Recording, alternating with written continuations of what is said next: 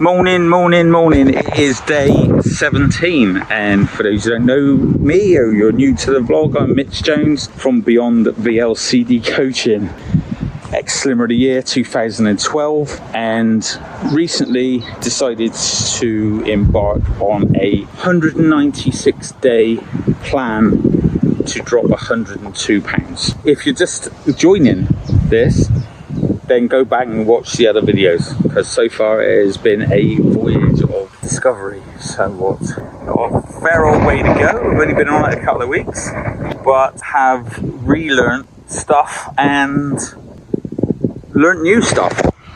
Today I've been talking, because I've got some new clients, I've been talking quite a lot, and one of the things that has come up from today's sessions is this thing of attaching meaning to objects or events.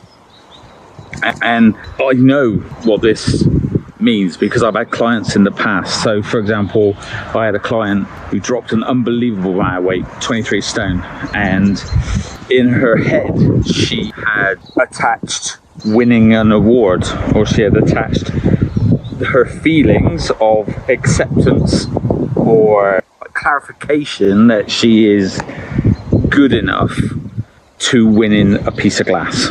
And when she wanted to go in for the award, they called me and said that she would win. I was like, I don't want to put her in for it. And to validate her being good enough, she had to win that award, and I don't think she needed it.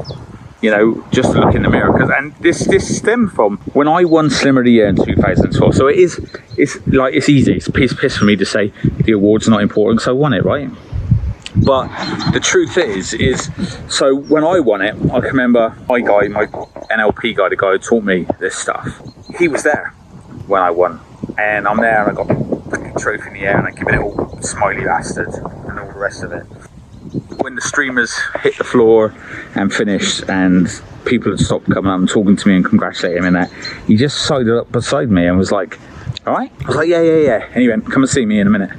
I said, yeah, I've got to go back and ring my mum and stuff. He was like, yeah, just come and see me after, make sure you do. And I was like, okay. Anyway, went back to rung my mum and I said I won. And this emotion just came flying out of me. I cried. Yeah, and I said, look, I don't know if it's relief. I don't know if it's joy. I don't know what it is, but like, I'm so glad I didn't let Lawrence down, and I'm so glad I didn't let you down or everybody else down. I had people coming up to me the night before saying, if you don't win that award, it's going to ruin my fucking weekend. And I said, so maybe it's that, maybe it's I'm just relieved or whatever, but like, I just feel shit. Anyway, I got off the phone. And I went to see Stephen, like he asked me to, and he said to me, I was stood. I said, I'm all right. You're not. I was stood over the other side of the room when you won. I was stood at the back of the room, and I watched you with your trophy in the air thinking, fuck, he's in trouble. Because in my head I was going, now I have to win Maintainer of the Year. Because if I don't Maintainer, then this means fuck all.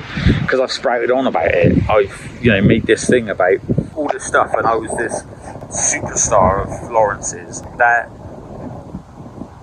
I had to win Maintainer of the Year. That validating that I was good enough. And he saw it, and he said to me, he threw my award on the bed, right? And he grabbed me and he pulled me in front of the mirror. He said, look at what you've done. It's the only confirmation that you need. And he implanted in my head that the reflection in the mirror and how I felt about my reflection in the mirror was my validation, and that I'd done it for that person in the mirror. I didn't do it for Lawrence. I didn't do it to go to my ex. I didn't do it for my mum and dad. I did it for me. And wow, the pressure I put on myself. And what's really great about this part of my journey, okay, because I got fat again after 11 and a half, 12 years, got fat again, and every day since I won Slimmer of the Year, because Lawrence said this to me, people, when you start this journey, are going to go, you're fucking mad, fad diet, put all your weight back on, they'll do that. And then after about 5-6 stone, they'll go, what is it you're doing? And then when you win Slimmer of the Year and you've dropped shit tons of weight and you look in the bollocks, they'll be like, can you help me? He said, and then you'll help people. He said, when you know you're really successful, fucking good at your job, is when they all fucking start hating you. But the pressure in my little hometown to just walk down a high street, still slim, was unbelievable. Now, whether that was put on by me or by other people. But I said in one of my vlogs the other day, fuck, this wind is bad. I said in my vlog the other day that somebody caught up with me in the pub and hadn't seen me since I was fat again. And they were like, fucking that's that Cambridge shit you did. Really? After 12 years, it's Cambridge's fault, is it? That I got fat again? No. There's very good reasons why I got fat. But you don't care about that. You don't know that. You just want to tell me I told you so. After 12 years, well, fucking you're an idiot. You're a fucking idiot, mate. Because it's got nothing to do with the fact that I did a VLCD. It's got everything to do with the fact that I ate shit and lived badly. That's what it's got to do with. The reason I got fat, I knew that if I started dropping weight, then I'd leave my ex. And that might mean losing my son. So I kept myself in my shit. I kept myself in my shit so that I wouldn't leave and I wouldn't lose him. Now, when you say it out loud like that in the cold light of day, you think, are you fucking mental? But it didn't happen in the cold light of day. My subconscious went, don't lose your boy. Don't lose your boy. And the only reason you can lose your boy is if you fuck off. So, but if you stay, you're miserable and you don't understand why someone's being horrible to you. So what you need to do now is give her a reason to be horrible to you, and so you can justify the horribleness by, oh fuck, Egyptian only went me ass in. That you can justify her being horrible by looking in the mirror and going, you're a fat fucker. I treat you like shit too. I have been treating you like shit. This is absolutely understandable why she would be like this with you. So therefore you can stay in your shit and justify being miserable by being miserable. And you won't leave and you won't lose him. Like, it's so simple that it would be easy to miss it. But being fat served me. It kept me there. But then an outside influence, some fucking girl who wanted to be with me, nightmare, contacted my ex-wife when we were trying to put it back together, contacted my ex-wife and said, well, we want to be together, me and him. I didn't want to fucking be with her. So then my ex-wife booted me out and took the decision away. So now the fat that I have doesn't serve me. Because my boy's still round here, which is great. My ex-wife still lives round here, which is also great, because it means that he's still here. And the fat hasn't got a purpose anymore, which is why I'm doing something about it and why this is easy, because there's no decision to be made. It's not serving me. And now it's not serving me, I'm done with it. But people attach being slim with good stuff. And I've done it. Things will be better when. I'll get a better job when I'm slim. I'll leave the bitch when I'm slim, or I'll leave the prick when I'm slim. I'll go for that relationship when I'm slim. I'll be a better such and such when I'm slim. And you put so much weight of expectation on that thing that if you just get on a diet and you get slim and you still haven't done the thing, your brain goes, hey, what's going on here? And you go, fuck. I need to get fat again. So then I can go, oh, yeah, well. It's like you set a goal that you think you're not going to be able to achieve because you don't want to get off your ass and do the real thing. It's like someone saying, when I'm slim and strong enough, because making me slim is going to make me strong. When I'm slim and strong enough, I'll leave him or I'll leave her. The problem is you get slim and you don't leave. The only option you've got left then is to get fat again. So you can go, oh, I'm not strong enough. For me, my decision was taken out of my hands. Some crazy motherfucker said, oh, me and him want to be together. I don't want to be with her. She was nuts. But she went to my ex, and my ex believed her, and to this day believes her. Well, if it was the case, I would have been with her, wouldn't I? But I'm not. But the decision was taken out of my hands. Therefore, this chub has no purpose anymore, which is why it was easy to make the decision to go, I'm going to get rid of it. And it's why it's easy to stay on plan every day. because I have a plan. If your plan is and it can really drive you all the way to the goal, because you might be miserable because what you're saying is remember me saying about away froms and towards strategies? I want to get away from misery. And in order to do that, what I'm going to do is I'm going to get slim so I can get away from him. Because surely when I'm slim and feel good about myself, I'll be able to be strong enough to do this. And the thing with fucking awards, if that piece of glass or that award's going to validate your being good enough, there might be 1,000,001 reasons why you don't get that award. None of which has got anything to do with you being good enough or not good enough. Anyone that sticks to their plan 100%, drops a fuck ton of weight and gets to their goal is a winner. Anyone that attempts this is a winner. Anyone that stands and says, I want better for me, it's their self-esteem telling you you're a fucking winner. You are a winner if you don't ever stop trying. This 196 days or whatever, a lot of these things are going to come up loads, and people might be watching this vlog going, I just wanted to watch a dude drop a load of weight. All this stuff's really important. How many of you put, excuse the pun, weight of expectation in hitting goal weight or being slim? Especially you people who've never been slim. What is it you think is going to change if you don't change? And things don't change unless you change. And the annoyance of a VLCD is that it can work with you just blindly doing as you're told. I used to have this chat with Lawrence. He said the best clients, or the ones that fucking fly, are the ones that don't ask questions, they just do as they're told. But the problem with that is they might do as they're told with this in the back of their head of, when I get slim, everything's going to be great, so I'll just do as I'm told to get slim. And then they get slim and they haven't changed the things that make them miserable. Because, like I said in one of my vlogs right at the beginning, is it eating the food that makes us sad, or is it our sadness that makes us eat the food? And why is that important or relevant? It's what came first, the chicken or the egg? And I guarantee you the sadness, food is the tool we use to help us feel better. It's not the problem. It's the solution to the problem. But what we do is we take away our solution and say we can't have it, it's bad, it's bad. And our brain goes, fuck you, I don't like that, I'm going to fight against it. You need to work out what this is under here. It's root cause that made you do the behavior shit. When I get people to work with me, I get them to do a journal from the day they start their plan to the day they proceed to come off of it. And I get them to write down all their reasons for doing the plan, all the things they got coming up, all of the pitfalls that are going to thrown their way, all the shit where people are like, oh yeah, but you've done all right, one night off won't hurt, just one won't hurt, all that shit.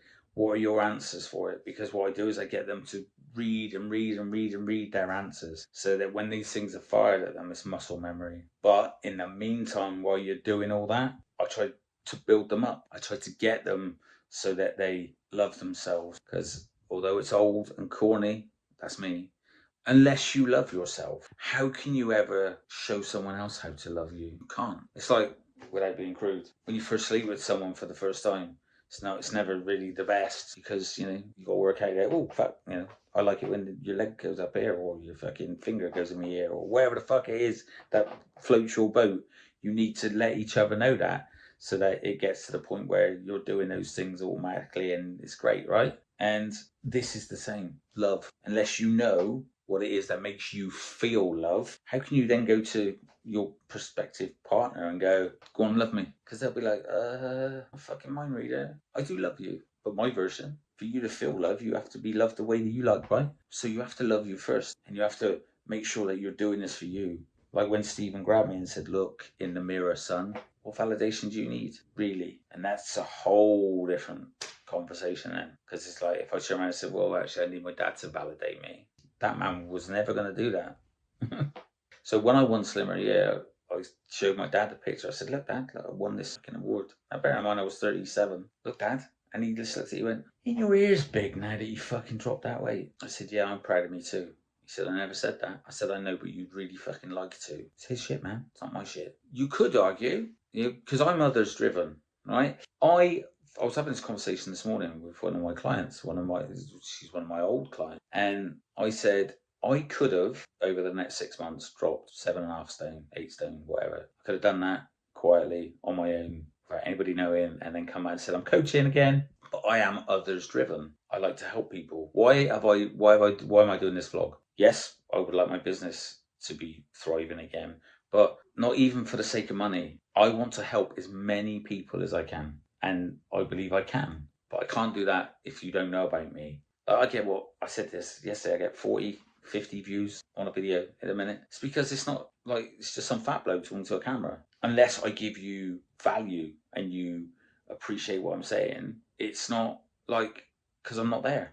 I'm not slim. When these videos will be great is when I'm fucking slim because people will go, fuck it, like, what was it he did? Oh, look at these 196 videos. Wow, fuck. But unless I put the work in now and do it, these videos won't be there. And I know that these videos at that point will help inspire thousands of people to get on the plan and see it through. That's my aim because I love helping other people. I went off to be a paramedic for that reason. I was a nurse, staff nurse for 8 years for that reason. When I went to see Lawrence and I said to him, how many awards you won, mate? And because I thought he'd say fucking loads because he was the best, in my opinion. And he said none. Angry Mitchell. Don't like that. I hate injustice. You deserve to win all the medals. Lawrence absolutely needed validation that he was the best. He never came out and said that. 1,000,000% I know that to be true. And when I said, put me in for Slimmer of the Year, he was like, do you want to try and drop some weight for us, mate? And Sharon said, look in his eyes, he means it. And I fucking meant it. I was like, I'm going to do this for you because you deserve that validation. And I'm going to fucking give it to you. When I'm stood on that stage as Slimmer of the Year, it will be validation that you are the best coach because you've got Slimmer of the Year. And that's why I did it. But he never won Consultant of the Year. But I think they knew that if he did win Consultant of the Year, because it drove him every year to do amazing things. But the minute he won the award, he might have stopped working so hard. Maybe that was known. Maybe that's why he didn't win the award. But the man was a genius in so many ways, and I miss him every single fucking day. He'd love this what I'm doing. He'd love it. Like I'm even doing a posthumous competition with him because it's like, right, okay, I'm going to have a competition with you, go week to week, and it's going to drive me to do this. Certainly for the 12 weeks, but after that 12 weeks, I need more focuses, which I have. I've got them all. I've got them all written down. But for the first 12 weeks, I'm going up against Mr. B. I love it. It's like having him sat next to me going, oh, yeah, fucker. Because I'm a pound ahead of him in a minute. That's also making me really proud. But, he had some pretty serious drops over the next few weeks. I've got to stay focused. And when I get there, I've got my next thing. I was just a second talking to a client here and we were just discussing life. And I said, if you haven't got those things to aspire to or to work towards, you're finished. Literally, you're finished. If you've got nothing to get up for in the morning, why would you bother getting up? So, like I said in one of my vlogs, don't outrun your goals. Honestly, I can't tell you how much doing this is sparking memories of all this stuff. Listen, when I was in the ambulances, I used NLP every day, without doubt.